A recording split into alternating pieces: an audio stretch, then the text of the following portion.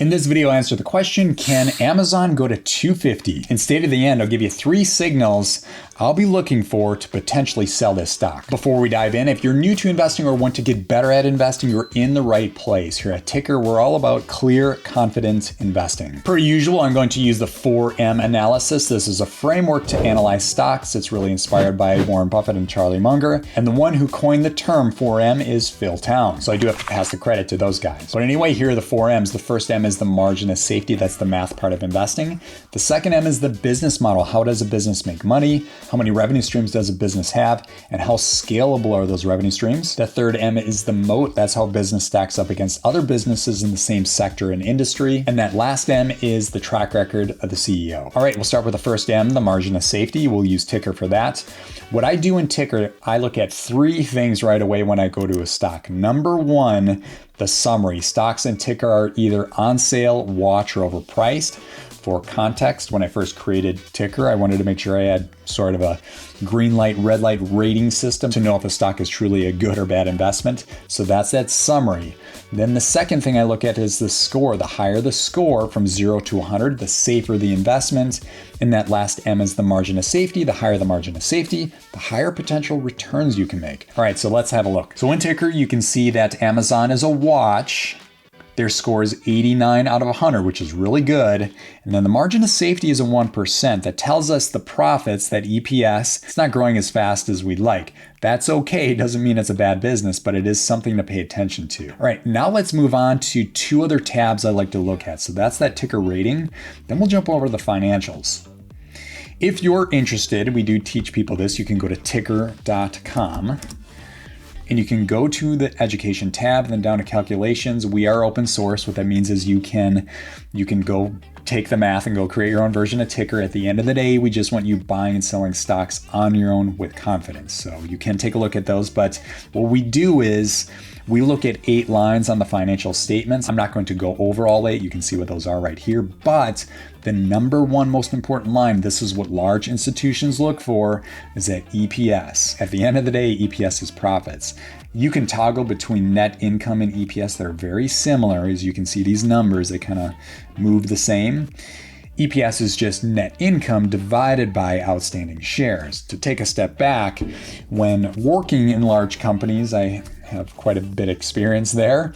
The number 1 thing they look for quarter over quarter, I shouldn't say quarter over quarter, it's actually every day, is how do we sell more products and services, and how do we become more profitable selling those products and services. There's a lot of investors and even analysts out there that get caught up on things like P/E ratio, P/B ratio, a lot of other metrics that really don't matter. At the end of the day, it's profits that matter most. So check this out. Looking at EPS, if we go back a few quarters, we can see they're at 96 cents, then up to $1.03, then down to $1. But check this out. $1.29. That's a nice jump in profits, and we want to continue to see that with Amazon. But anyway, they're moving in the right direction there.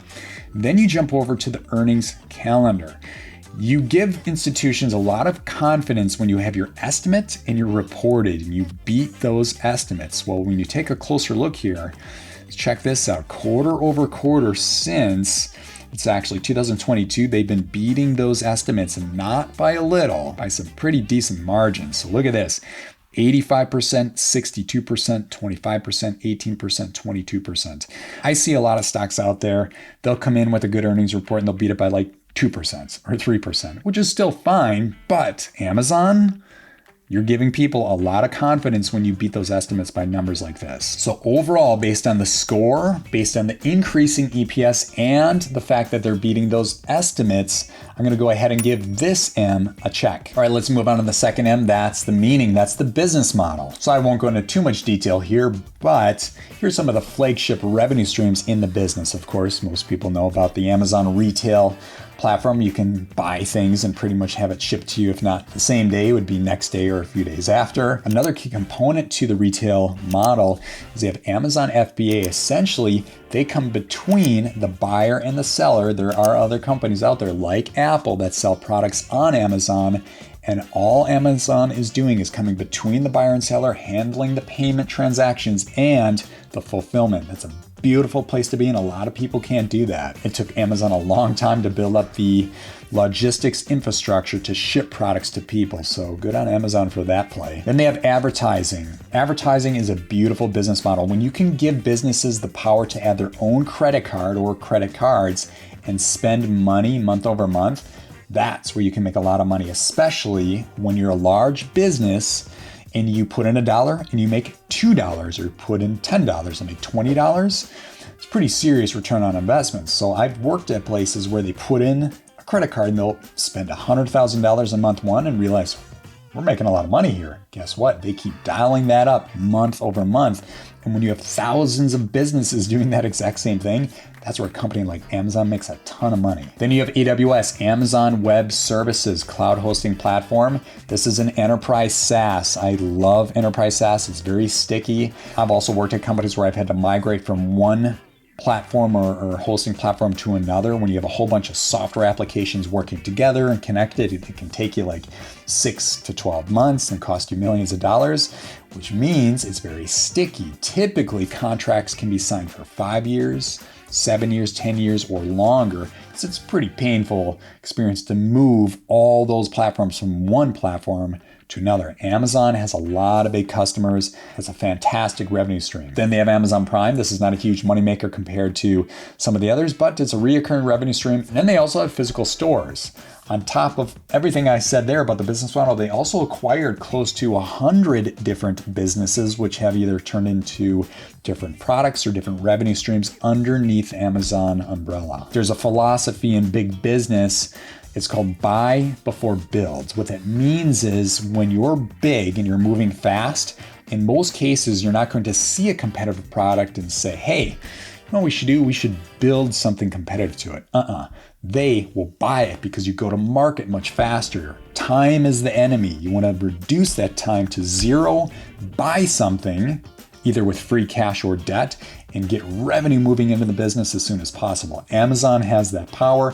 A lot of small businesses do not, but Amazon, keep in mind, with all the big revenue streams they're covered, plus the 100 acquisitions, give or take, this is a fantastic business model. I'm going to go ahead and give a check on the meaning. Now let's move on to the third M, that's the moat. So I'll touch on two main revenue streams. I'm not going to touch on them all. The first one would be the retail model. The two big players there, there's a few others out there, but I want to touch on Walmart and Target. They have definitely made improvements to their e-commerce model over the last 10 years.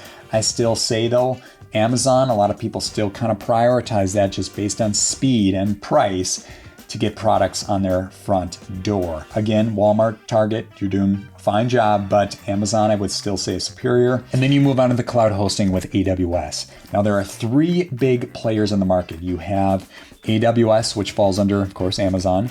Then you have Azure, which falls under Microsoft. And then you have Google Cloud, which falls under Alphabet. Sure, there are other hosting platforms out there, but a lot of big businesses usually typically choose between those three. I only know that because I worked at a few places where I had to go through that procurement process, pretty much helping the company determine like, hey, which of the three are we going with? And some other options out there would be like a Rackspace or DigitalOcean, but those are, they're fine, but they're not as geared towards enterprise big business.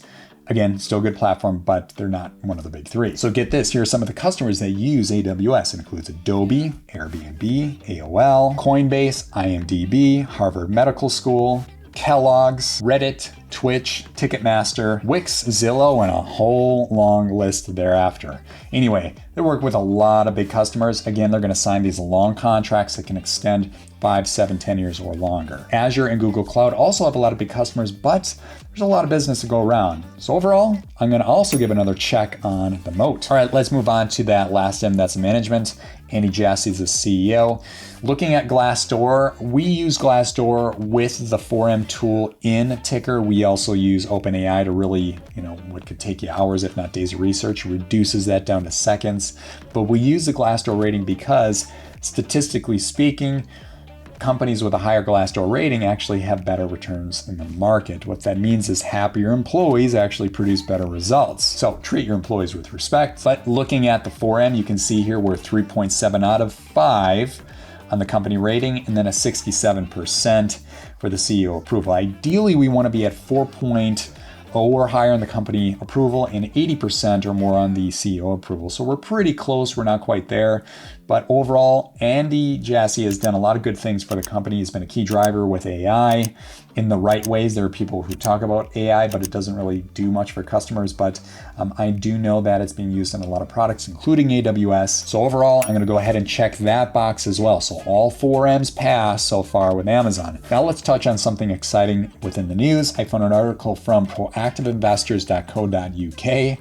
John Schulman was a co-founder of OpenAI, and he left OpenAI to join Anthropic, which is an AI startup backed by Amazon. Well, why did he leave? Well, I guess there were misalignment problems with the super alignment team at OpenAI. We all, or most of us, heard about maybe AI is going in dangerous directions. Well, Amazon seems to have a little more rigor around that. I do like OpenAI, but I think that more people using AI need to be careful around safety with AI. Well, it sounds like Anthropic is doing exactly that. And then get this, their flagship AI, Claude 3.5, actually allegedly outperforms ChatGPT 4.0. Interesting, something to pay attention to with this Anthropic and Claude. So this leads up to the question, can Amazon go to 250? The answer is yes, and I believe it could go there in the next 2 to 3 years. Now, as I mentioned in the beginning of the video, here are the 3 things I would be looking at if I were to sell this stock. Number 1, jumping back into Tykr, we're going into that 4M. We can see the 4M right now is currently at a 69.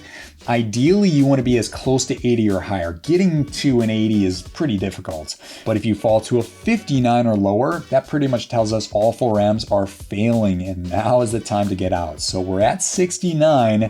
I would pay attention to this, and if that starts decreasing to 65, 64, 63, so on and so forth, I would be a little concerned there. That's when this stock might kind of level off and not generate those big returns we're looking for. So that's number 1.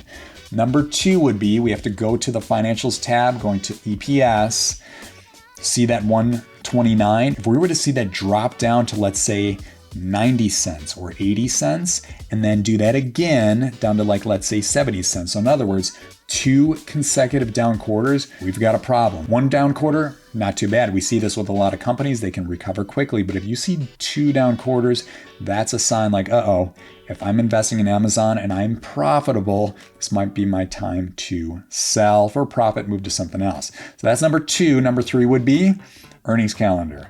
You go back in time a little further, you can see here 2022, they had a few misses in a row. I would be a little concerned when I see one of my stocks missing earnings over and over. That does not give institutions confidence, which causes the share price to go down. So in summary, those are the 3 triggers I would be looking for to potentially sell the stock. Do I see any of these 3 happening anytime soon?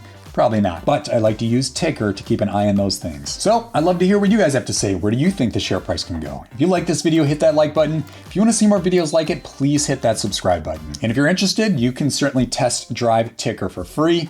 And if you click down below, we do have a free training titled 3-Step Plan to Buy and Sell Stocks with Confidence. Thanks for checking out the video. We'll see you in the next one. Bye for now.